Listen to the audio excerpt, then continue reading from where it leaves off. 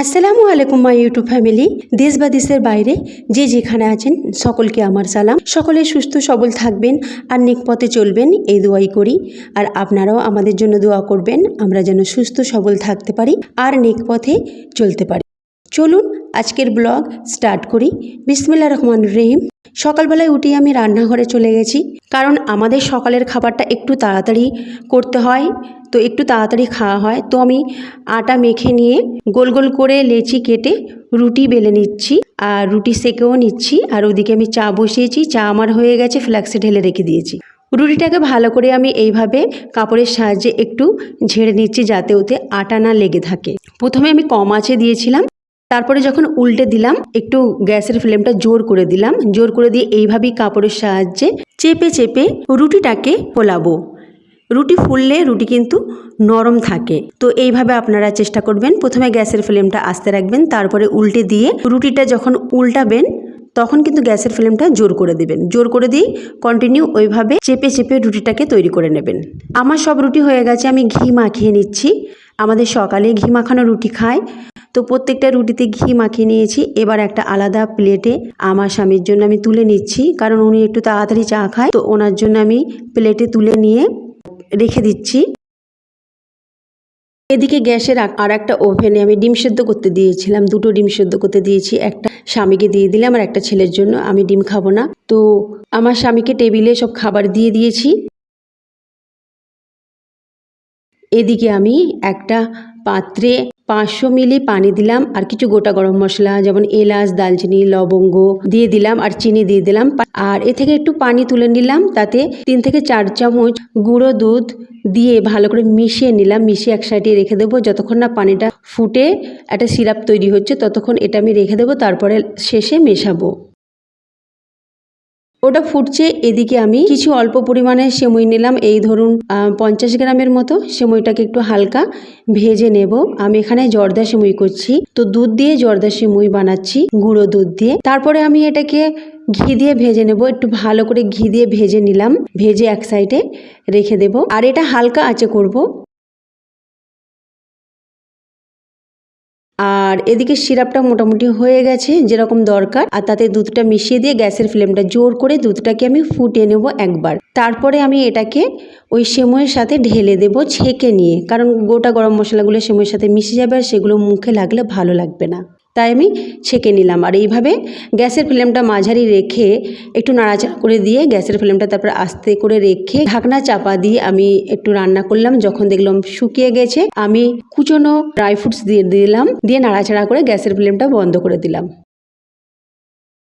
এই সময়টা খেতে কিন্তু খুব ভালো লাগে, আমাদের বাড়িতে কিন্তু এটাও খুব সবাই পছন্দ করে। তো আমি এটা বানালাম সকালে। এটা আমি ওনাকে টিফিনে দিয়ে দেব, উনি দোকানে খাবে। আর কিছু থাকলে ফ্রিজে রেখে দেবো, সন্ধ্যের দিকেও খাওয়া যাবে।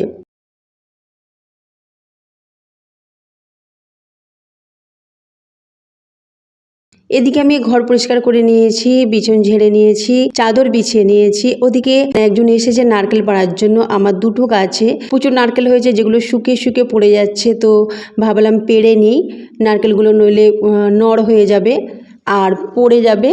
আর পড়লে আমি সেরকম ওখানে যাই না আর পাওয়া যায় না, তো নারকেলগুলো আমি পেড়ে নিচ্ছি। দেখুন নারকেলওয়ালা উঠেছে গাছে আর কত তাড়াতাড়ি নারকেলগুলোকে সব পেড়ে দিচ্ছে। আমাদের অনেকগুলোই নারকেল গাছ আছে, আমাদের নারকেলের অভাব হয় না। আর বেশিরভাগ আমরা ডাব কেটে বিক্রি করে দিই, কারণ অত নারকেল আমরা কি করব, সেই জন্য। তো একটা ব্যাগ দিয়েছিলাম, ব্যাগে করে 3টে ডাব নিয়ে আসছে। বলেছিলাম যে আমার ছেলে একটু অসুস্থ, তো ওর জন্য ডাব থাকলে 2-3টে পেড়ে নিয়ে আসবেন, তো নিয়ে এসছে। যত নারকেল পড়েছিল সব উঠোনে ছুঁড়ে ছুঁড়ে দিচ্ছে।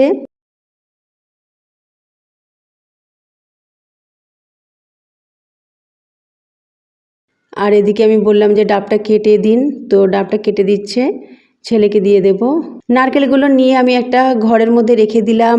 আর আমার নিজের মানুষ যাদের আর কি নারকেল গাছ নেই, তাদেরকে আমি দুটো দুটো করে দিলাম। আর এখনও অত নারকেল রয়েছে।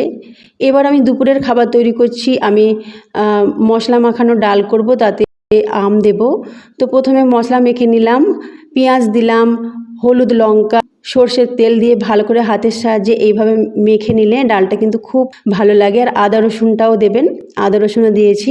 এবার ডালটাকে 2 থেকে 3টে সিটি দেব। সিটি হয়ে গেলে তারপরে আমি এতে আম দেব। তো ততক্ষণ ওটা সিটি হচ্ছে।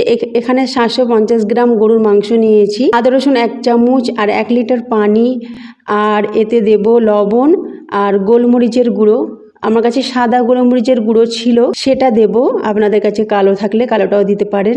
দিয়ে এটাকে সিদ্ধ করব প্রায় 40 থেকে 45 মিনিট। এইভাবে কম আঁচে বসিয়ে রেখে সিদ্ধ করব। এটা হবে গরুর মাংসের ভুনা। এটা খেতে কিন্তু খুবই মজাদার হয়েছিল। ওটা ততক্ষণ সিদ্ধ হচ্ছে, এদিকে ডাল হয়ে গেছে। ডালটাকে আমি খুন্তির সাহায্যে ভালো করে ঘুঁটে নিলাম আর আম কেটে রেখেছিলাম 4-5 টুকরো আম আমি দিয়ে দিলাম।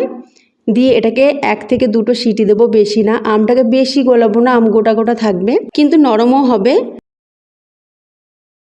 হয়ে গেছে। এবার আমি প্রেশার কুকারের ঢাকনাটা খুলে একটু হালকাভাবে নেড়ে দিলাম আর এতে একটু পানি দেব। এই ডালটা আমি পাতলা করব না, এটা ঘনই হয় আর ঘনই খেতে কিন্তু খুব ভালো লাগে। তো একটু লবণ দিয়ে দিলাম আর একটু পানি দিয়ে দিলাম। ফুটে উঠলে এটা ঢেলে নেব। ততক্ষণ এদিকে আমি গরুর মাংসের কিমা নিলাম 500 গ্রাম আর একটু পানি দিলাম, লবণ আর দেব আদা রসুন দিয়ে এটাকে আমি সিদ্ধ হতে দেব। এটাকেও ঢাকনা চাপা দিয়ে আমি প্রায় আধ ঘন্টার জন্য সিদ্ধ হতে দেব কম আঁচে। এটা করব দো পেঁয়াজা কিমা গরুর মাংসের। তো আমি এতে একটু আলু মেশাবো, আপনারা চাইলে আলুটা স্কিপ করতে পারেন। আমার এটা সিদ্ধ হয়ে গেছে একদম, দেখুন খুব ভালোভাবে সিদ্ধ হয়ে গেছে। এগুলো এক সাইডে সরিয়ে রাখছি আর এক ধারে আমি তেল দিয়ে দিচ্ছি। তেলটা দেওয়ার পর কিছু গোটা গরম মশলা যেমন এলাচ, লবঙ্গ, তারপরে দারুচিনি, এগুলো সব দিলাম আর গোলমরিচ, কালো গোলমরিচ দিয়ে কিছুক্ষণ নাড়াচাড়া করব। কিমাটাকে কিছুক্ষণ এইভাবে মশলার সাথে নাড়াচাড়া করার পর তারপরে আমি দিয়ে দেব মশলা। মশলার মধ্যে এখানে ধনে 1 চামচ, আর লঙ্কা গুঁড়ো 1 চামচ, আর হলুদ 1/2 চামচ, জিরে 1/4 চামচ, গরম মশলা 1/4 চামচ। আপনারা চাইলে এখানে গোলমরিচের গুঁড়োও দিতে পারেন। এবারে ভালো করে মশলাটাকে এইভাবে কষাবো আর একটু একটু করে পানি দিয়ে কষাবো। পানিটা অবশ্যই গরম পানি দেবেন। পাশে আমি গরম পানি করতে দিয়েছিলাম, সেটা দিয়ে আমি কষাচ্ছি। গরম পানি দিলে মাংসের স্বাদ কিন্তু অনেকখানি বেড়ে যায়। তো কখনোই মাংস রান্নাতে নর্মাল পানি বা ঠান্ডা পানি দেবেন না, সবসময় গরম পানি ব্যবহার করবেন। প্রায় এটাকে 3 থেকে 4 মিনিট কষাবেন, যাতে মশলাটা খুব ভালোভাবে কষানো হয়ে যায় আর মাংসের মধ্যে মশলা খুব ভালোভাবে ঢুকে যায় আর মশলার ফ্লেভারটাও খুব ভালোভাবে আসবে আর রান্নাটাও কিন্তু খুব মজাদার হবে। খুব ভালোভাবে কষানো হয়ে গেছে। আমি একটা মাঝারি সাইজের টমেটো নিয়ে নিলাম আর দানাগুলো ফেলে দিয়েছি। টমেটো দিয়ে তারপর পানি দিয়ে এটাকে সিদ্ধ হতে দেব। কিছুক্ষণ সিদ্ধ হতে দেব মাঝারি আঁচে। দেখুন সিদ্ধ হয়ে গেছে, পানিটাও অনেকটা কমে গেছে। এবার আলু দিয়ে দেব। আলু দিয়ে আবার একটু নাড়াচাড়া করে নিয়ে ঢাকনা চাপা দিয়ে আবার সিদ্ধ হতে দেব। পানিটা প্রায় একদম শুকিয়ে মতে যাবে, তখন টমেটোর খোসাগুলোকে তুলে ফেলে দেব। আলু না দিলে এই রান্নাটা আমার মনে হয় আরও বেশি ভালো হবে, তবে আমার বাড়িতে আলুটা পছন্দ করে বলে আমি একটু আলু দিলাম। যেহেতু আমি ওখানে মাংসের ভুনা করব, তাতে আলু দেব না, সেই জন্য কিমাতে একটু আলু দিলাম। টমেটোটাকে এইভাবে একটু গলিয়ে নেব মাংসের সাথে। আর যে গোটা গরম মশলাগুলো রয়েছে ওগুলোকে তুলে ফেলে দেবো, ওগুলোর আর কাজ নেই। এইভাবে একটু নাড়াচাড়া করে নিয়ে আমি পেঁয়াজ দিয়ে দেব। যেহেতু এটা কিমা দো পেঁয়াজা, তো পেঁয়াজ দেবার আগে এখানে আমি টক দই দিচ্ছি 3 চামচের মতো, ছোটো চামচের 3 চামচের মতো টক দই দিয়ে একটুখানি নাড়াচাড়া করব। গ্যাসের ফ্লেমটা কিন্তু এই সময় আস্তেই রাখবো। নাড়াচাড়া করার পর পেঁয়াজ দিলাম 2টি মাঝারি সাইজের, যেটাকে কিছুক্ষণ নাড়াচাড়া করব।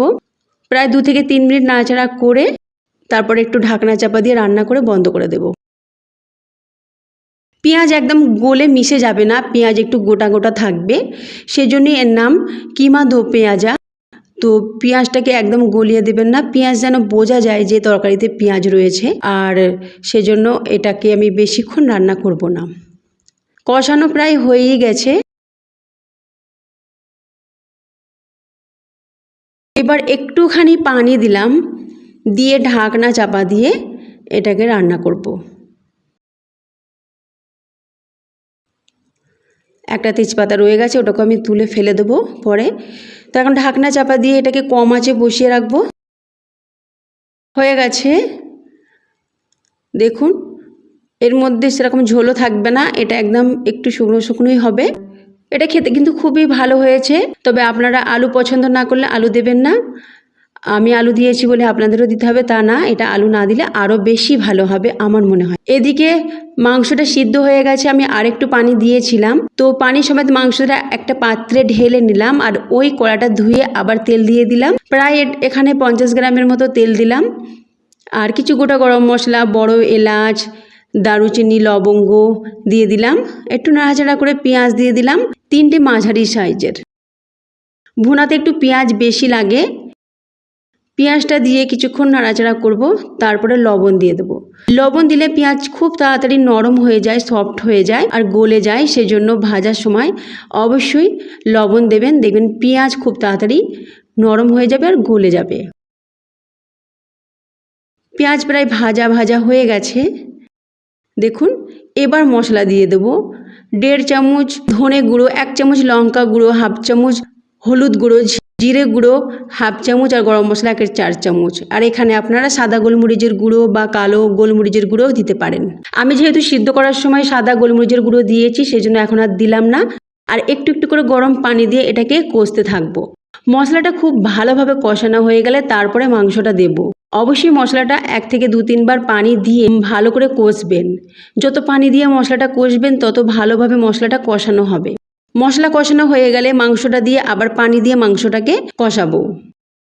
আমি যে পানিটা দিচ্ছি ওটা মাংসের যে সিদ্ধ করার যে পানিটা বেরিয়েছিল সেইটা।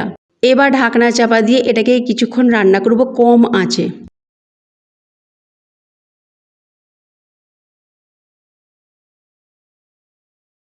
কম আঁচে প্রায় 10 মিনিট রান্না করেছি। তারপর আমি গ্যাসের ফ্লেমটা একদম আস্তে করে দিয়েছি আর 3 চামচের মতো টক দই দিয়ে দিলাম। টক দই দিয়ে এইভাবে কিছুক্ষণ নাড়াচাড়া করব। টক দই দিয়ে কখনো গ্যাসের ফ্লেম জোর করবেন না, তা নাহলে দই ফেটে যাবে। আস্তে করে তারপরে দইটাকে এইভাবে কষবেন।